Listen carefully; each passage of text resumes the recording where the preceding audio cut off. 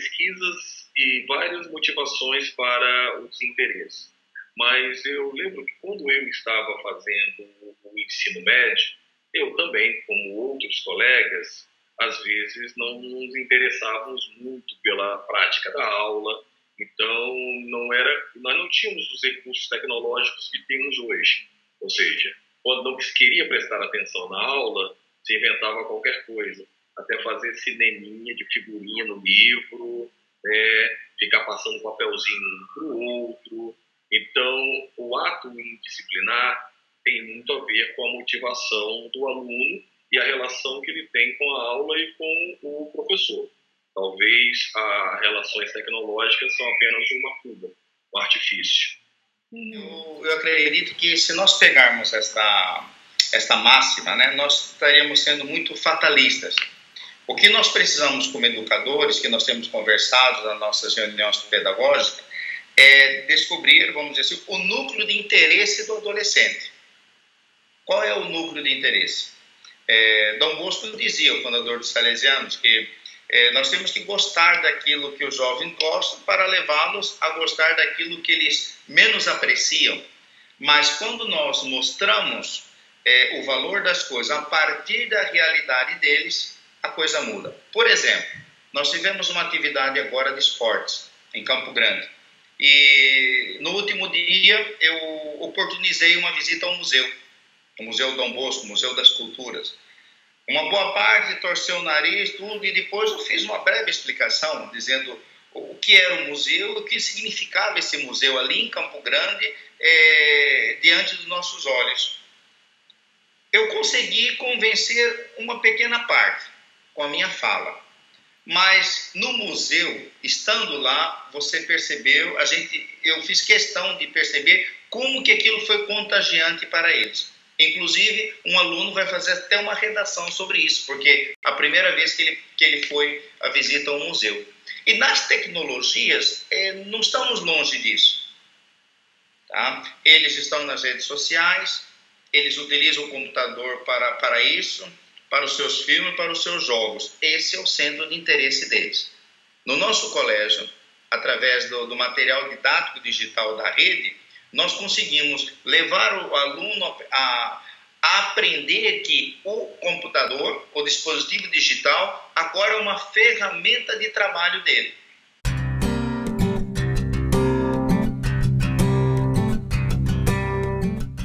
Eu acho que é um instrumento fortíssimo para a aprendizagem. Claro que ela pode levar a uma distração, mas como qualquer outro instrumento pedagógico, ela tem que ser utilizada dentro de uma metodologia proposta. Ou seja, você tem que expor para o aluno, primeiro, como é que vai ser utilizado. Quais são as regras básicas dessa tecnologia. A partir do momento que o aluno já entende como e por que ele vai utilizar, ele vai conseguir usar aquela ferramenta como o professor quer. Ou seja, se o professor não determinar numa conversa franca com o aluno quais são os propósitos, quais são os objetivos daquela ferramenta, ele vai se desvirtuar. Né? Mesmo quando nós estamos assistindo uma palestra, um congresso que não nos interessa, nós começamos a cutucar o celular para estar vendo o que acontece no WhatsApp. Então, isso talvez seja uma prática do ser humano. Então, a gente não pode colocar a culpa somente na tecnologia por conta disso. Mas o aluno se distrai. Em casa também se distrai. Ele está com o livro, mas está com o celular do lado. Ele pode se distrair. Então, o que nós temos que colaborar é dizer para eles, olha, é uma nova forma de estudar e você tem que ter disciplina. Quando nós vamos em congressos, nós educadores, se você olha para a sua direita, se você olha para a sua esquerda, estão todos com celular e só param, todos, o modo de dizer, né? Tem vários com celular. E só deixam o celular quando aquilo que está sendo falado é interessante. Ou quando o palestrante consegue pegar a minha atenção. Eu diria mais, eu vou um pouquinho mais além, se ele consegue roubar o meu interesse naquilo que ele está falando, aí eu deixo o celular e presto atenção. E quando eu estou bem envolvido mesmo, eu uso o celular para fazer algumas anotações, como eu sempre faço, quando eu estou interessado.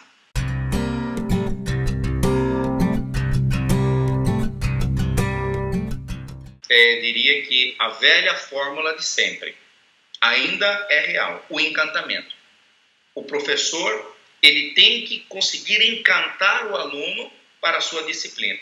Porque se nós não tivermos isso, se não for feito desta maneira, vai demorar mais. Então, o professor, ele tem que ser criativo, ele tem que ser bom naquilo que faz, e a equipe tem que ter uma linguagem única. Se nós tivermos um professor que tem dificuldade com a tecnologia, ou mais ainda, o mais grave, que tem uma resistência muito grande, aí já complica. Então, nós temos que ter, o professor, ele pode ter dificuldade? Pode, não tem problema nenhum. O aluno ajuda com o maior prazer e satisfação. E, aliás, ele se envolve mais ainda. Agora, se o professor tiver uma resistência muito grande, aí dificulta. Porque ele vai colocar para o aluno que não é legal. Não é uma boa coisa. Melhor é como se fazia antes. Nós temos um grupo de professores que nós estamos alinhados com relação a isso. Então, eu diria, encantamento. E depois, no segundo momento, a estrutura física do colégio tem que colaborar para que isso aconteça. Não adianta nada nós termos um material didático digital, nós utilizarmos a Geek, se a rede no colégio não favorece isso. Então, o colégio tem que fazer o investimento, eu não diria nem um investimento mínimo, não, tem que fazer um investimento compatível com a tecnologia que ele vai utilizar com os alunos. Porque o aluno, ele pode ter dificuldades para acessar o seu jogo em casa, não tem problema. Agora, do material digital, na plataforma Geek, se ele encontra dificuldade no colégio, pronto, isso aí já não serve mais. Tá? Então, para começo de conversa, eu colocaria essas duas coisas. O encantamento por parte do professor e a estrutura física que o colégio tem que oportunizar. Bom, como eu falei, o uso do instrumento tecnológico, ele tem que estar pautado dentro de uma metodologia, dentro de um planejamento do professor. A partir do momento em que o professor explica para o aluno, numa aula dialógica, para que ele vai estar utilizando, ele vai estar utilizando com sensatez. É claro que qualquer intervenção que gere curiosidade ao aluno pode gerar também uma aula muito mais barulhenta, vamos dizer assim, que não seja nem indisciplinada, mas que o professor tem que saber que uma aula com instrumentos, seja online, seja offline, vão gerar situações que numa aula expositiva, onde só o professor fala e o aluno ouve, não teria. Então, tendo essa consciência de que essa aula diferente, ela pode ser feita no dia a dia e que a diferença pode ser só uma questão de adaptação do aluno, o professor ele consegue administrar bem essas duas vertentes.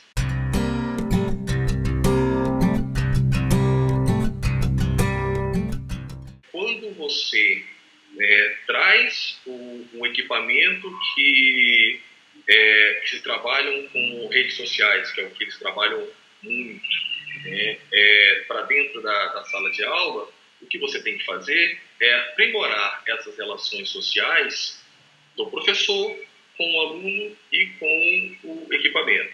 Ou seja, uma aula dialógica, ela favorece muito a tecnologia, porque você vai ter a interação com a ferramenta, com o instrumento, mas essa interação com o instrumento, ela tem que beneficiar o ser humano. O ser humano tem que estar em primeiro lugar. Ou seja, você não pode estar trabalhando com a ferramenta de maneira que ela não venha a ter um papel socializador. Ou seja, em que um aluno não dialogue com o outro. Então, eu já fiz alguns trabalhos, que foram trabalhos em grupo, utilizando simuladores, utilizando redes sociais, em que a finalidade não era saber utilizar a ferramenta, porque muitas vezes eles sabem melhor do que nós. A finalidade é usar essa ferramenta para promover um diálogo. E dentro desse diálogo, a gente consegue buscar outras coisas, como, por exemplo, aquele aluno que é mais capaz, aquele aluno que consegue dominar a situação, e aquele aluno que consegue ajudar ao outro. a dizimar uma dúvida que de repente o professor não conseguiria. Então, acho que as ferramentas tecnológicas, elas só terão benefícios se elas tiverem junto uma interação social.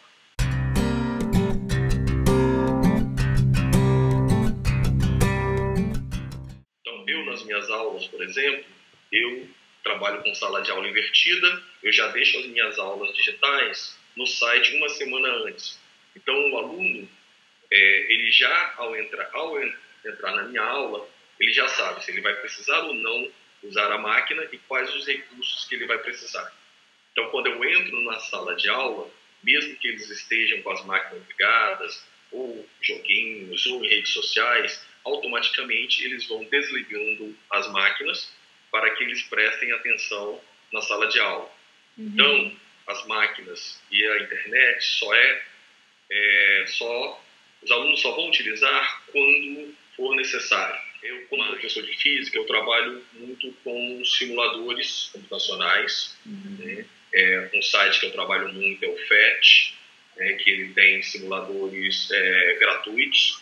E esses simuladores, eles servem para estar interagindo, fazendo uma vez no laboratório. Não é um laboratório de física. Eu faço muito bem a diferença entre o que é uma simulação computacional e um laboratório, mas eu utilizo desses simuladores para que os alunos possam criar uma situação que é semelhante à real e, mais do que isso, num roteiro semi-estruturado que ele vai discutindo. Então, eu já fiz algumas vezes, os alunos trazem a máquina, abrem o simulador e, através de um roteiro, eles começam, ligue isso, o que acontece? Discuta com os seus amigos, cheguem a conclusões. E se você modificar uma situação na simulação, o que vai estar acontecendo? Então, eles estão utilizando a ferramenta tecnológica para buscar uma socialização e, com isso, aumentar a aprendizagem.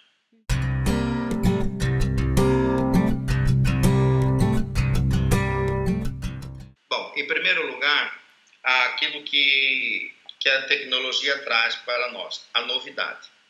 Em tempo real. Eu não preciso sair da minha casa para ir lá na biblioteca para poder pegar aquela informação. Eu já tenho ela aqui.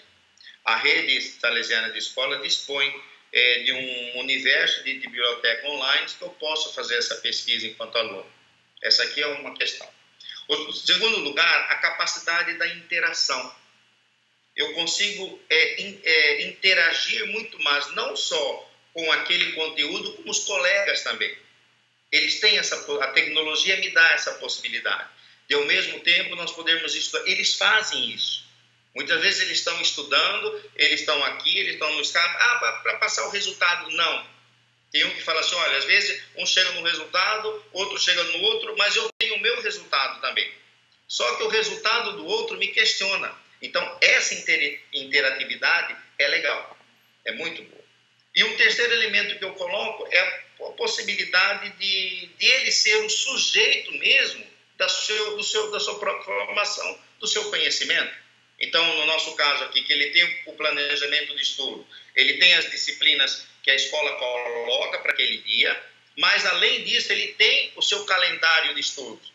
E muitas vezes está marcado lá que ele tem a física para estudar, mas ele não quer estudar física. Aquele dia ele não está afim de estudar exatas. Ele pode pegar uma outra disciplina.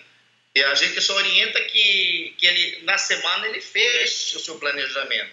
Porque se ele deixar para a semana seguinte, ele não vai conseguir. Tá? Então, esses três elementos que eu destaco.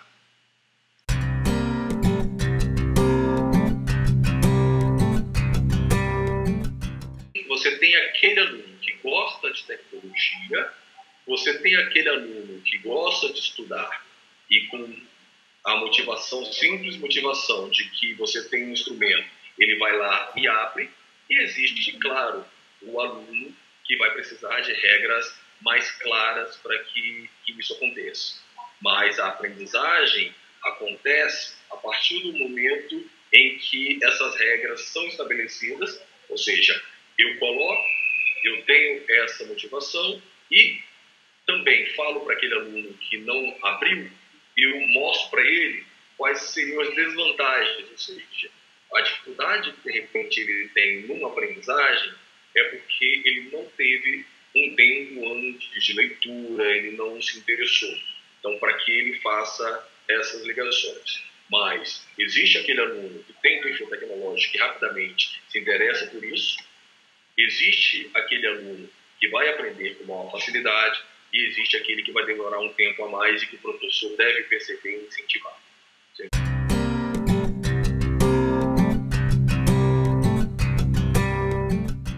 Nós começamos com a GEEK aqui no Colégio Dom Bosco de Três Lagoas no ano passado.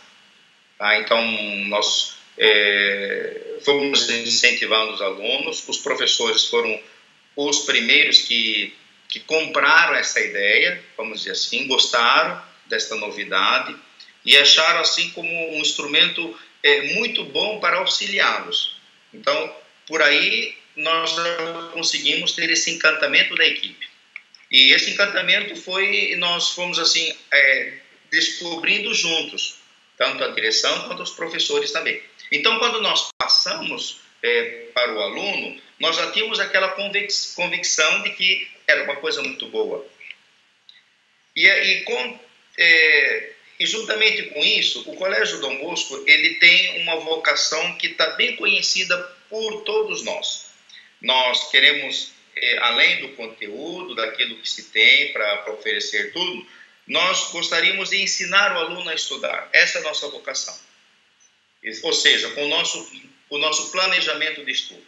Desde o ano passado, eu e a professora de ciências montamos um curso de como estudar e foi passado para os alunos em 2 módulos, tanto os alunos do Fundamental 2 quanto os alunos do ensino médio. Como estudar? Como devo fazer o meu planejamento? E deixando bem claro que esse planejamento é individualizado. Eu não posso ter o mesmo planejamento do outro porque as minhas atividades são diferentes dos outros. A minha disposição para estudar é diferente dos outros. A minha capacidade de retenção, de compreensão, de envolvimento com aquela disciplina é diferente. Tá? Então, eles entenderam que eu posso montar o meu planejamento de acordo com a minha realidade. E dentro desse planejamento, aqui eu coloco assim como um fator primordial para esse planejamento, a GEEK. Hoje, esse ano, nós temos, cada dia da semana, nós temos 2 atividades que são 2 disciplinas que estão disponibilizadas para os alunos, para eles fazerem as atividades. Tanto os exercícios quanto as aulas também. Então, de segunda a sexta-feira, eles têm 2 ou 3, depende do calendário, das atividades para serem feitas. Hoje, nós estamos conseguindo que os alunos do ensino médio, eles tenham no mínimo 2 horas e meia de estudo.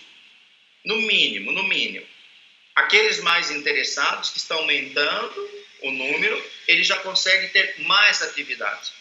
Além das atividades que são disponibilizadas pelos professores de cada disciplina, eles também já estão indo um pouco mais além, que é o que é fruto desse pequeno curso que eles tiveram de planejamento de estudo. Ou seja, eu faço a atividade de hoje, disponibilizada pelo professor, e dou uma olhada na atividade que vai ter amanhã. Isso é um planejamento de estudo. Então, na verdade, o que ele vai ter? Ele vai dar uma olhada na atividade de amanhã, em sala de aula o professor vai explicar e à tarde eles vão ter o exercício. Portanto, a capacidade para retenção e compreensão aumenta. Aumenta por quê? Porque ele tem mais tempo envolvido com aquela disciplina. E não só em quantidade, mas em qualidade também. Primeiro, dentro da metodologia do professor.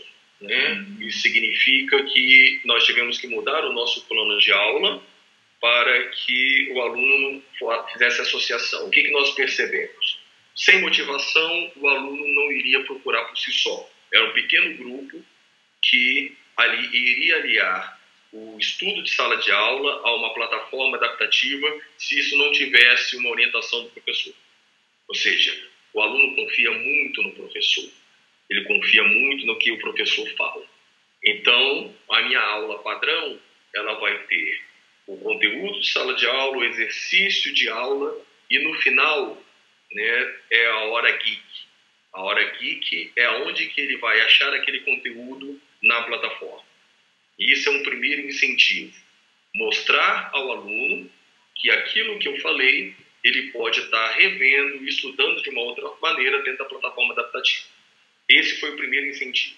O segundo incentivo foi estar aliando as tarefas do Geek com tarefa de casa. Assim como eu passo tarefa de casa no livro, eu também passo tarefas de casa no Geek. Ou seja, a tarefa de casa é importantíssimo para a fixação da aprendizagem. Se essa discussão não tiver um feedback, ou seja, se o professor não buscar discutir com os alunos a videoaula que ele assistiu, os exercícios que ele fez, isso também se perde. Ou seja, o professor precisa retomar dentro do seu planejamento alguma aula que ele viu no Geek ou algum exercício para estar puxando esse link e fechando isso. Com isso, eu acho que nós conseguimos um bom engajamento.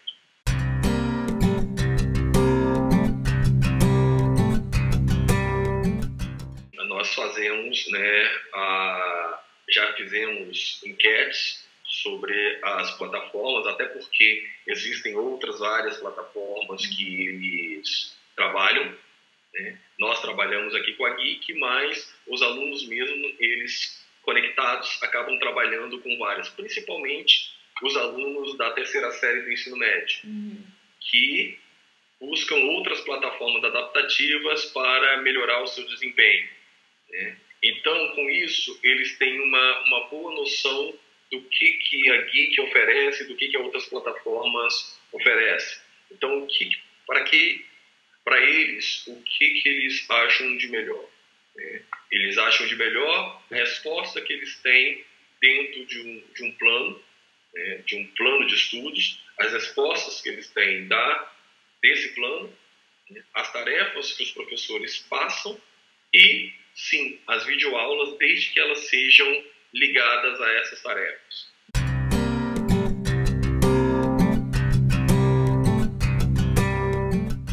Às vezes, quando eu estou trabalhando um conteúdo, um aluno mesmo chega e fala assim: professor, eu conheci um aplicativo que vai estar retratando isso. Ou ele vai me mostrar com dúvidas, por exemplo, eu estou trabalhando uma situação específica como a medida da intensidade do som, e o aluno vai me perguntar sobre o aplicativo que ele viu, que ele já baixou, sobre como medir a intensidade do som, ou seja, como medir decibéis. Então, isso já aconteceu numa aula minha. Quando isso acontece, e já aconteceu algumas vezes, eu peço para que ou ele abra o aplicativo para todo mundo, ou alguns outros tenham um aplicativo e que a gente socialize isso. Outras vezes, eu já planejo a aula para que eu traga alguns aplicativos que ele pode estar baixando, aplicativos simples, e que possam estar aumentando o conhecimento. E também estar utilizando as redes sociais para que você faça grupos, principalmente grupos de interesses científicos, grupos de astronomia, grupos de Olimpíadas, grupos de curiosidades científicas. Então, isso já virou uma rotina na vida deles, e cabe a nós, como professor, também fazer com que isso esteja dentro da escola. A escola não pode ser uma barreira para isso. A escola não pode ser aquele agente proibidor que fala: olha, a tecnologia não entra. O que nós temos que fazer é que as redes sociais, os pequenos aplicativos, possam ser utilizados no dia a dia, dentro de uma sala de aula, desde que o professor, como parceiro mais capaz, possa estar definindo quais são essas regras e como utilizá-las.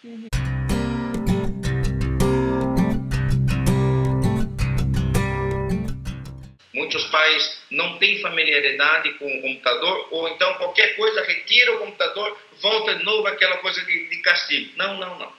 Eu acredito que nós temos que nos ocupar muito mais de apresentar o que nós podemos conquistar com a tecnologia, apresentar também os riscos, os perigos que apresenta a tecnologia, assim como quando o menino vai sair, começa a sair, a mãe fala: olha, cuidado com isso, cuidado com aquilo, cuidado assim. E na tecnologia a mesma coisa. Então, uma das primeiras coisas que a gente se preocupa aqui na escola é estar trabalhando diretamente com o pessoal da tecnologia de informação para limitar a área de ação. Ou seja, para que a própria tecnologia de informação nos ajude a limitar quais são os sites que os alunos podem utilizar. E aí, site de rede social, como por exemplo o Facebook, ele, se for utilizar como instrumento pedagógico, tem que ter uma autorização da supervisão. Então, existem alguns sites que já são proibidos pela escola, dentro de um limite de um planejamento. Mas a vigilância tem que ser constante. E mais do que a vigilância, a formação. É você explicar ao seu aluno qual é a função desse instrumento dentro da sala de aula. E ele usar dentro dessas regras. Uhum.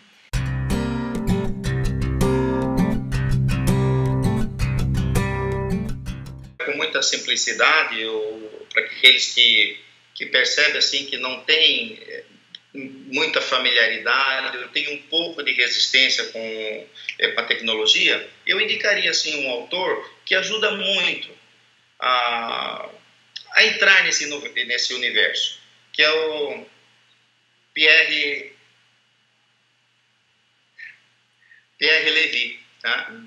Pierre Levy, ele dá essa possibilidade, nos mostra esse caminho novo, e eu tenho certeza que também consegue encantar. Não só com a leitura dele, mas também com o objeto de estudo, que no caso é o mundo da tecnologia.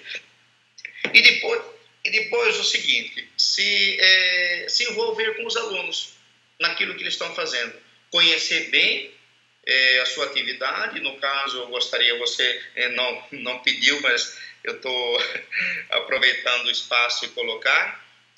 A Geek é uma ferramenta excelente, não só em termos de conteúdo, como também de possibilidades para que eu possa manusear a tecnologia a favor da educação. Isso aqui eu encontrei muito bem claro em vocês, agradeço essa possibilidade.